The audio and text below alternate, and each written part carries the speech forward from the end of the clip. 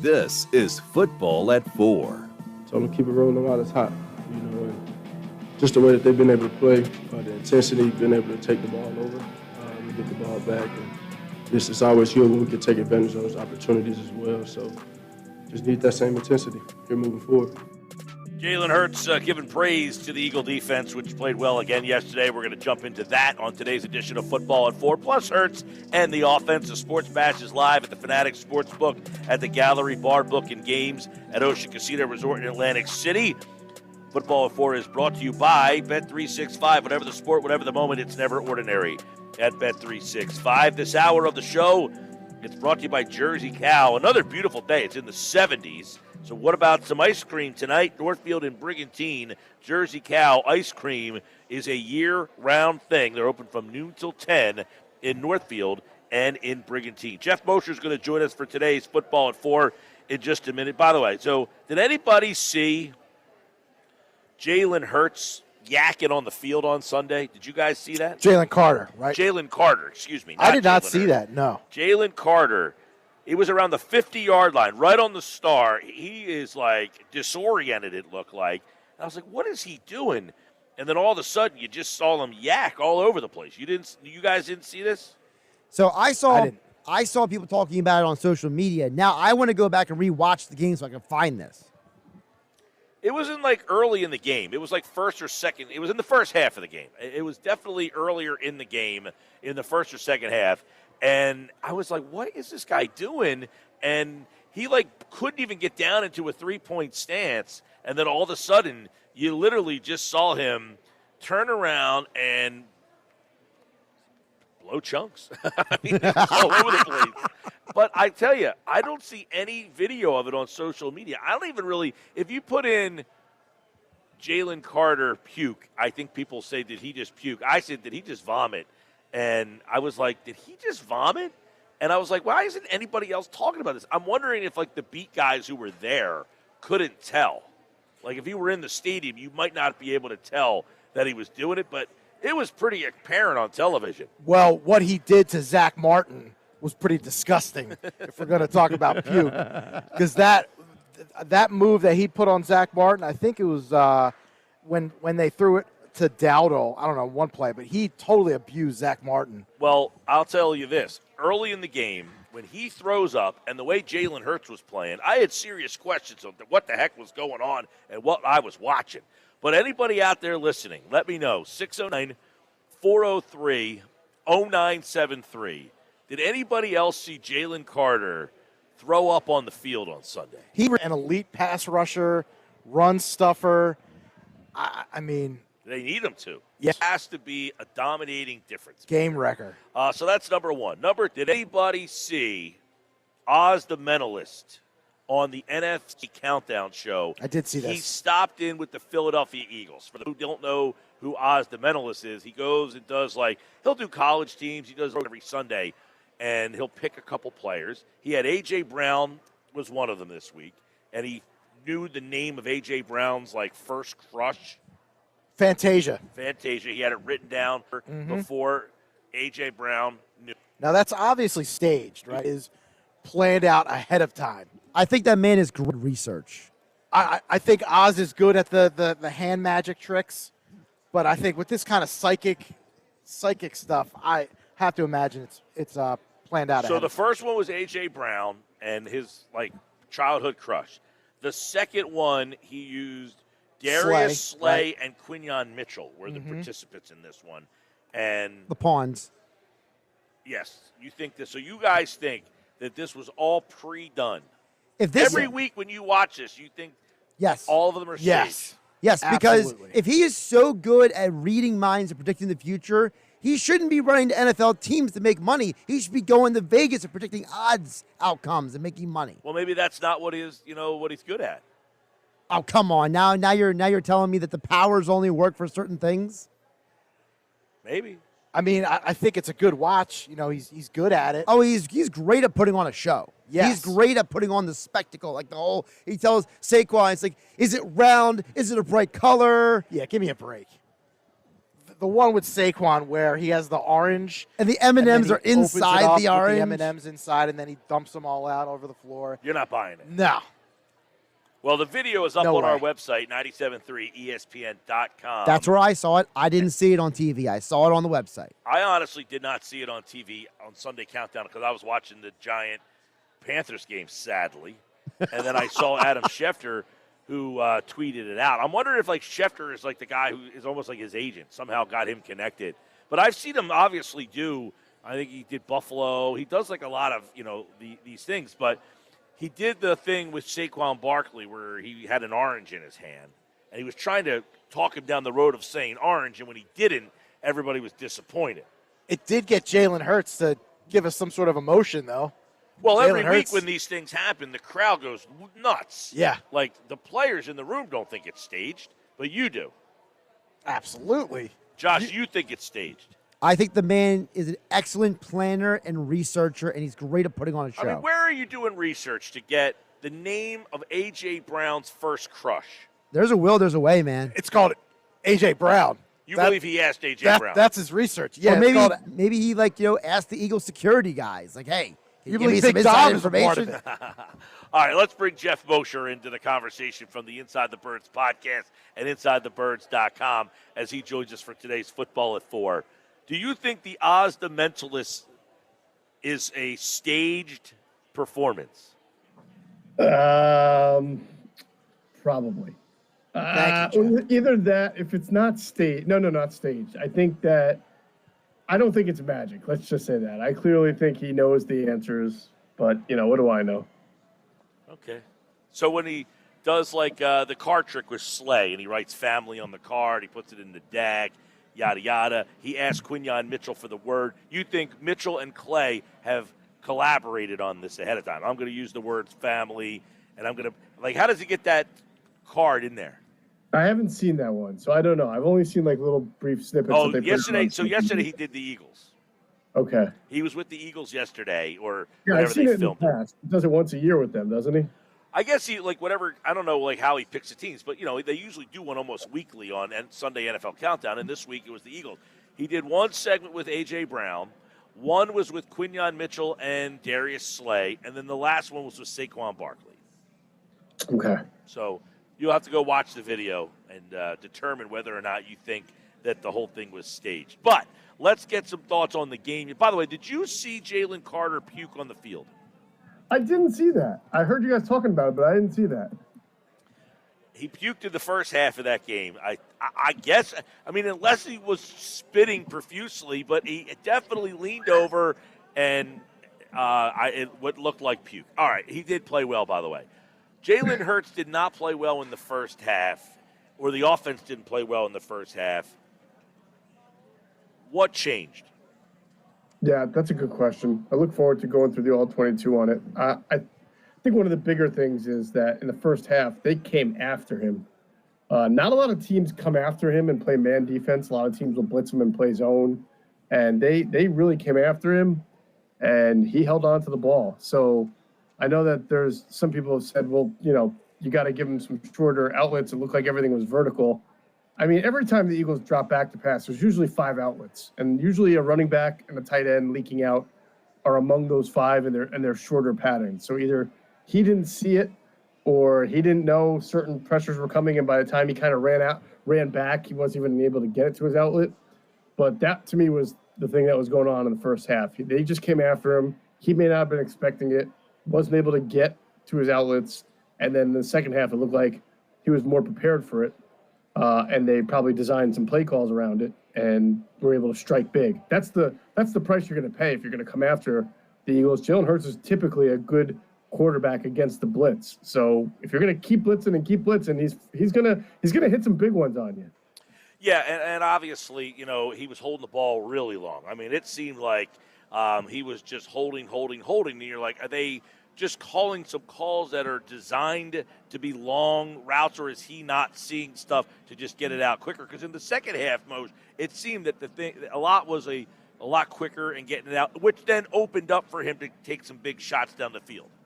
It's very rare that I see this year, especially with the new offensive coordinator, that I see play calls that don't involve either hot routes or blitz beating routes, the kind of routes that are shorter and give you an answer against in those situations. So again, I'll look for the all-22 to come out, but I'd be surprised if 5 guys were running all vertical routes against these blitzes and Jalen Hurts had nothing to do with the ball.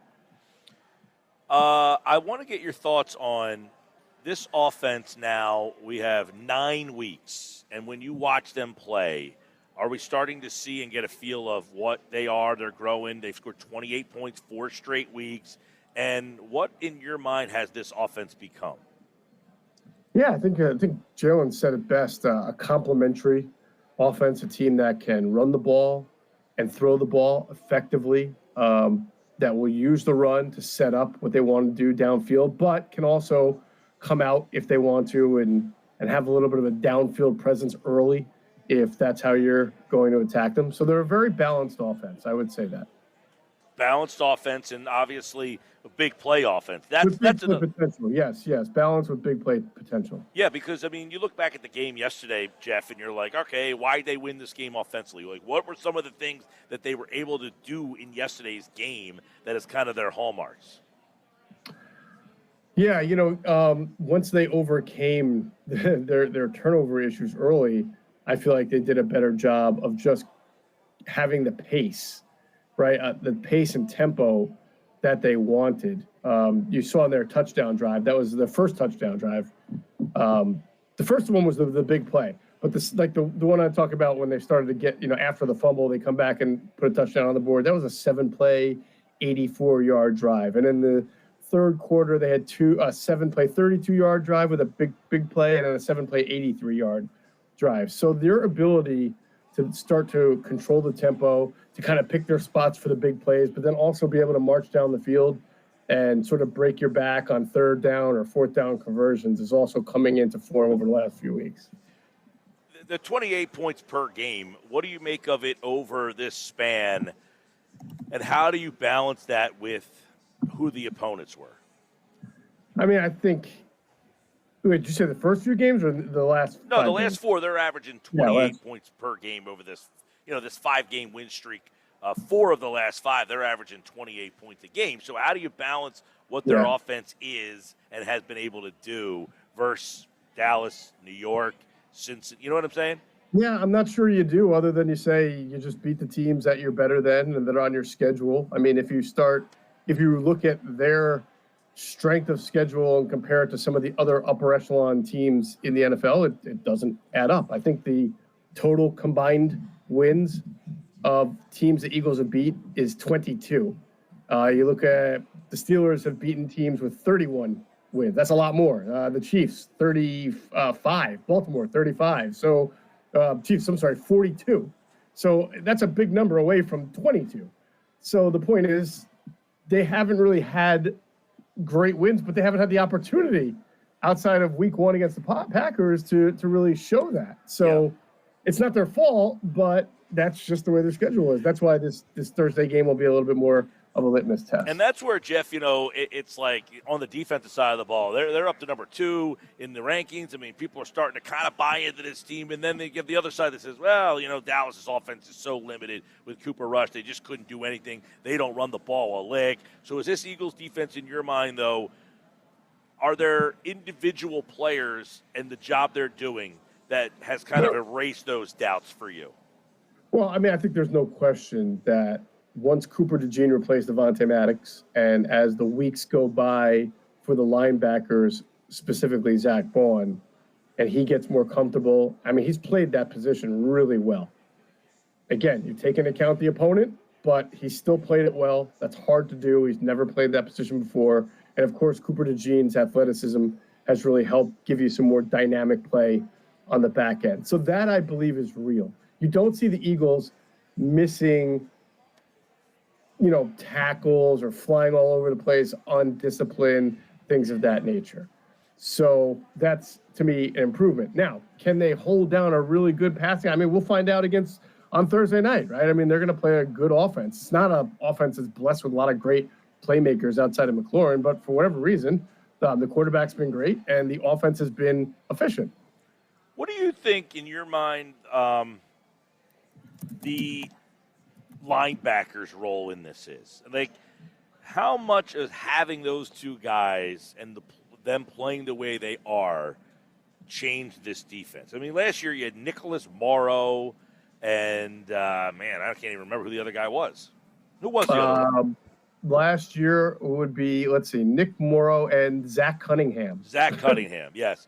So, like, it's weird because the fans always complain, oh, the linebackers, they don't care about the linebackers. And then they have these two guys right now. Are they part of the reason in your mind why we believe in this defense? I mean, yes. Yeah. I mean, if they hadn't improved to this point, I think then maybe you slip up here or there. You're waiting to see what happens when they play a team that's kind of like the 49ers or, like I said, this Washington team may not have playmakers everywhere, but they've got, Zach Ertz contributes and Austin Eckler contributes and Brian Robinson, if he plays, can be tough. And so they can hit you with a few different guys. And so Thursday night will be a test. And then, the Ravens will be a test. I still see at times Nakobe Dean struggling in coverage. That's fine. He's not perfect. He's not an all-pro. And Zach Bowen plays really well. And he's been playing well in coverage. But again, he made a really nice play on the first play of the game against Jacksonville where he was able to drop and cover a corner out that Trevor Lawrence was throwing to, I want to say, Ingram, right? What happens when that's like Mahomes to Kelsey? I don't know. You know what I'm saying? Yeah. Like, if you want to look at this as this stretch and say, are the Eagles Super Bowl contenders? That's a tough question to answer. If you want to look at this stretch and say, am I seeing improvement? Am I seeing a team that can go out there and compete against almost any team? I think that answer is fairly yes. Yeah, it's weird because Dallas is just so bad. I mean, I can't believe terrible. Yeah, I mean, were you surprised seeing them like that yesterday? How bad that they've really become? I'll tell you what surprises me. I talked about this a lot on the pregame show. I even did an interview down in Dallas. You're Mike McCarthy, right? And I feel like most times coaches, especially more younger or modern coaches, when they realize that not only are they on their backup quarterback, who hasn't started in 2 years, but their offensive line's been banged up and not playing well. They have one good receiver. Normally that's when you see sort of a what have we got to lose approach, and let's try to do something that the opponent isn't ready for. So I suggested last week maybe you see an extra offensive lineman on the field to try to get your run game going and control the ball a little bit, or maybe you see a lot of spread, no huddle, to try to get the Eagles in dime and take advantage of Avonte Maddox on the field. Either way, I'm not an offensive coordinator. I'm just spitballing, right? But the point is, Mike McCarthy literally just went out there and ran his offense. Like, nothing. No tricks, no gadgets. He waited until they were getting the doors blown off to get the Trey Lance package in there. He literally thought with Cooper Rush, with his terrible offensive line, with one good playmaker, and the Eagles coming to town doing what they've done for the last 4 weeks, they were just going to line it up and play football and win. That's the surprise to me. Like, that is an arrogance of an old school coach that was almost mind-boggling. If that was like Kevin O'Connell or Shanahan or even Andy Reid, who's older, but that he would have thought of something to try to masquerade the fact that you stink and you're undermanned. But no, Mike McCarthy's just like, we're going to run the ball. Rico Dowdle. We'll try a couple 3rd to 5 yard routes to CeeDee Lamb. That was a joke.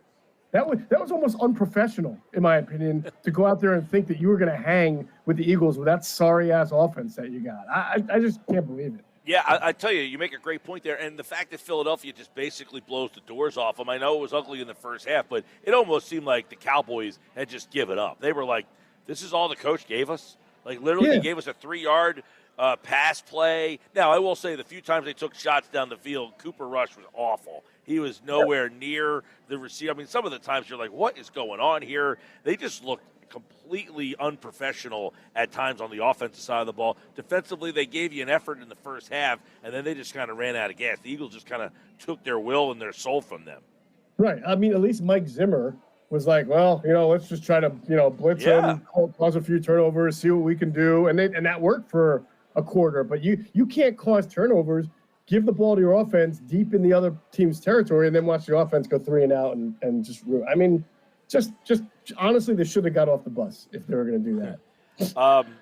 I guess Jordan, they don't have to get off the bus. Well, they took the bus in the hotel, team hotel, right? Yeah, probably. Jordan Mailata, looks like they're going to open the 21-day window on him. Nick Sirianni was not committal whether he plays or not. But, man, Fred Johnson has done a solid job stepping in here. But getting Mailata back gives you your original starting 5 back on the offensive line, which at this stage of the season, for you to be healthy up front there, and possibly for this game on Thursday night, it'll be interesting to see if they just stick with Fred Johnson because it's a short week. What do you think? I would think that you go with Fred Johnson. I think you're not even practicing like a real practice 3 times. You've got like jog-throughs or walk-throughs. The guy hasn't played in 4 weeks. If he plays, that would be pretty tremendous. And I don't even know if it's worth it. Again, you'd be throwing a guy on the field in a huge game when he hasn't played in 4 weeks and hasn't even practiced other than a couple of walkthroughs. So I'd be surprised if Mailata played, but, stranger things have happened.